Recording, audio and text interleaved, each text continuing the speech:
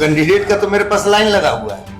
आप भी कह रहे हैं कि कैंडिडेट बदल दिया गया, तो कैंडिडेट बदल दिया गया तो कैंडिडेट जो बदला गया है वो कौन है? तो वहां जिस तरह से धनबल का प्रयोग किया जा रहा है, जिस तरह से शासन के लोग और जिस तरह से वहां 8 बार के विधायक स्वतंत्र यादव दबंग प्रवृत्ति के लोग और लड़ रहे हैं, जनता क्या भाई, यहाँ तो परिवारवादी पार्टी है नहीं, यहाँ तो जनता की आवाज को सुना जाता है। जनता की आवाज पर ये पार्टी ने फैसला लिया। आप तो बेटे बेटी को ही उम्मीदवार देंगे, आपके पास तो उम्मीदवार है नहीं। योग्य कार्यकर्ता है जिसे उन लोग टिकट दे, किसे दिया? सुरेंद्र यादव जी ने अपने बेटे को, सुनील पांडे जी ने बेटे को, जीतन राम मांझी अपने पुत्र बद्दू को। 3 सीटें मैं बता रहा हूँ, बेलागंज, इमामगढ़ और रामगढ़, 3 सीटें हम लोग जीत चुके हैं।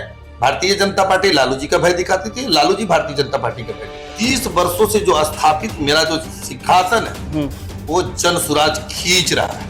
इस सिंहासन को बचाने के लिए इन लोग बिहार में दंगा का प्रायोजित हिंसा साजिश रच रहे हैं। बिहार में कोई मुख्यमंत्री नहीं है, सिर्फ एक नॉमिनेट मुख्यमंत्री है। बिहार में कोई मुख्यमंत्री नहीं है, वो भी अपने समय का इंतजार कर उपचुनाव के बाद अपना बुढ़िया बिस्तर बांधेंगे या भारतीय जनता पार्टी ही खुद इनको धक्का कर हटा देगी। जन सुराज के संस्थापक सदस्य में से एक विकास ज्योति इस वक्त हमारे साथ है, हम उनसे बात करते हैं। विकास ज्योति जी, लगातार जो है उपचुनाव को लेकर के कंफ्यूजन जो है वो कहा गया कि भाई आपने पहले उम्मीदवार का ऐलान किया, उसके बाद से उम्मीदवार बदल दिए गए 2 ऐसे सीटों पर, और यही जो बात है, ये जो आपके अगेंस्ट पार्टियां वो कह रही इनके पास तो भाई कैंडिडेट नहीं है, कैंडिडेट खोजना पड़ रहा है। प्रैक्टिकल करना इतना आसान नहीं है, आप कैसे देख रहे हैं इस चीज को? जहां तक आप बात करेंगे कैंडिडेट नहीं, तो कैंडिडेट का तो मेरे पास लाइन लगा हुआ है। आप ही कह रहे हैं कि कैंडिडेट बदल दिया गया, तो कैंडिडेट बदल दिया गया तो कैंडिडेट जो बदला गया है वो कौन है?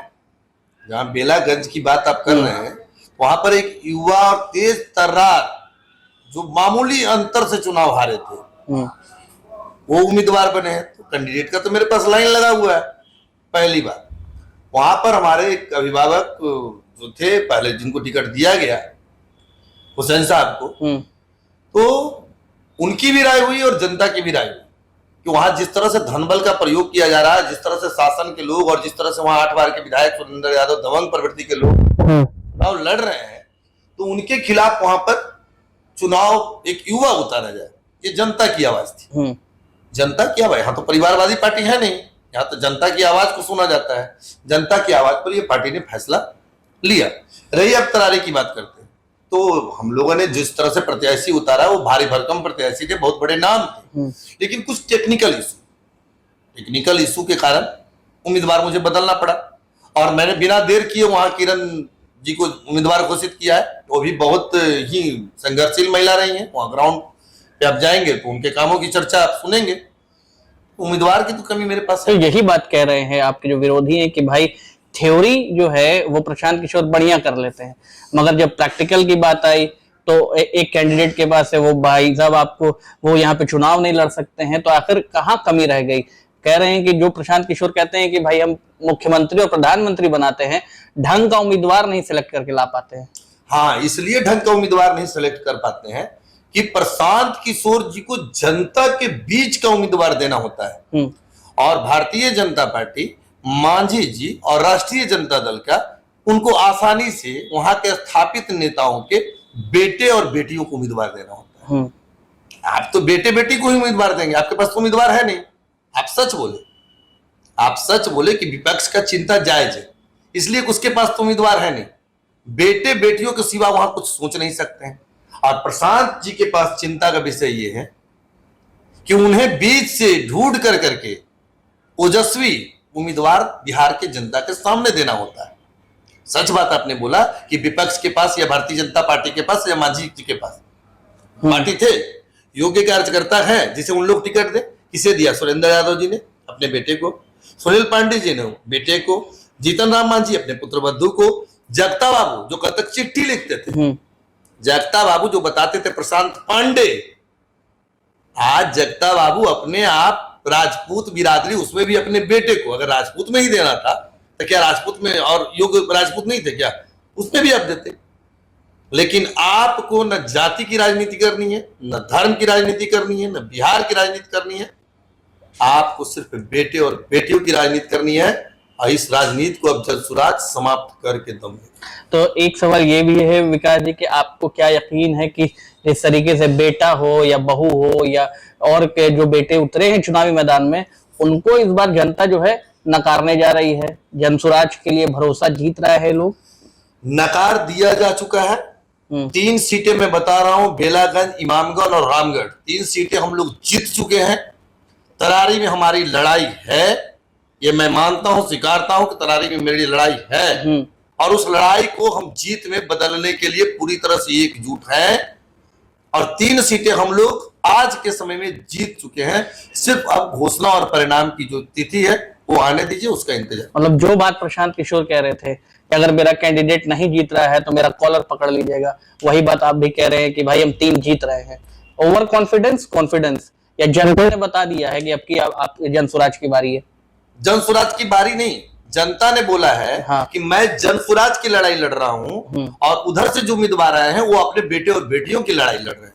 ये बात समझ गए लोग? जनता तय कर लिया है कि वो बेटे बेटी की लड़ाई लड़ रहे हैं, और ये बिहार की जनता जो है जनसुराज की लड़ाई लड़ रही है। मतलब जो बिहार की लड़ाई लड़ रहा है वो प्रशांत किशोर हैं, ये बात जनता समझ रही है? जनता समझ रही है, जनता नहीं समझ रही है, सारे आम आवाम और आप लोग मीडिया के साथी भी समझ रहे हैं। 4 उम्मीदवार में क्या युग कार्यकर्ता भारतीय जनता पार्टी की जैसे बड़े संगठन में, बड़ी पार्टी कहते हैं खुद को, बड़ी पार्टी, विश्व की बड़ी बड़ी पार्टी। अब विश्व की बड़ी पार्टी को बिहार में प्रदेश अध्यक्ष नहीं मिलता है।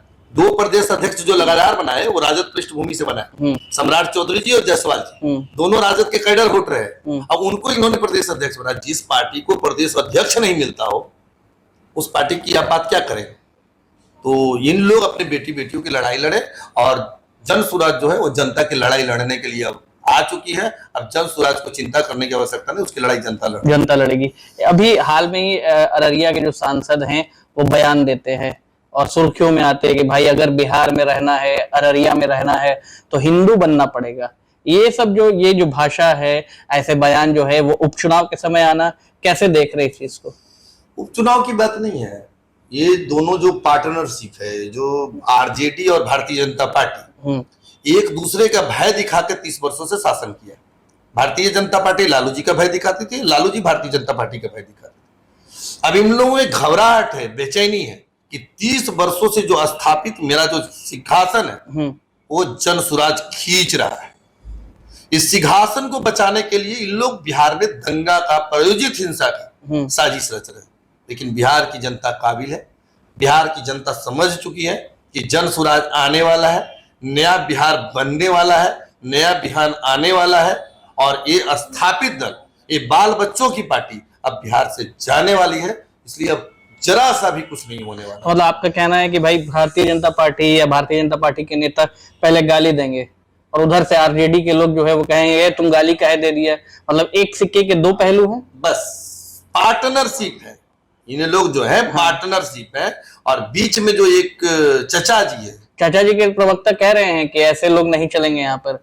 तो चचा जी गोलकीपर है। हाँ। चचा जी हो राजनीति के गोलकीपर है। बैलेंस, आधा साल इधर रहेंगे और आधा साल उधर रहेंगे, ठीक है। उनको भी इस बार जाना है क्या? वो तो जा चुके हैं, अब तो उनकी मजबूरी है। अब वो है कहाँ? बिहार में कोई मुख्यमंत्री नहीं है, सिर्फ एक नॉमिनेट मुख्यमंत्री है। बिहार में कोई मुख्यमंत्री नहीं है, वो भी अपने समय का इंतजार कर उपचुनाव के बाद अपना बुढ़िया बिस्तर बांधेंगे, या भारतीय जनता पार्टी ही खुद इनको धकिया कर हटा देगी। उसके लिए अब दूसरे की जरूरत नहीं है। तो आपने सुना जनसुराज के संस्थापक सदस्य विकास ज्योति ने किस तरीके से बड़ी बेबाकी से कहा है कि उपचुनाव के जो परिणाम है वो जनसुराज के पक्ष में आएंगे। तरारी में जो है वो चुनौती मानते हैं और बाकी 3 जगहों पर कोई चुनौती नहीं है। यकीन जनता ने इनको दिला दिया है कि आपकी अब बारी आ चुकी है। ऐसे ही तमाम खबरों के लिए आप बने रहे हेडलाइंस बिहार के साथ। पनोरमा ग्रुप, जो सोचता है वो करता है।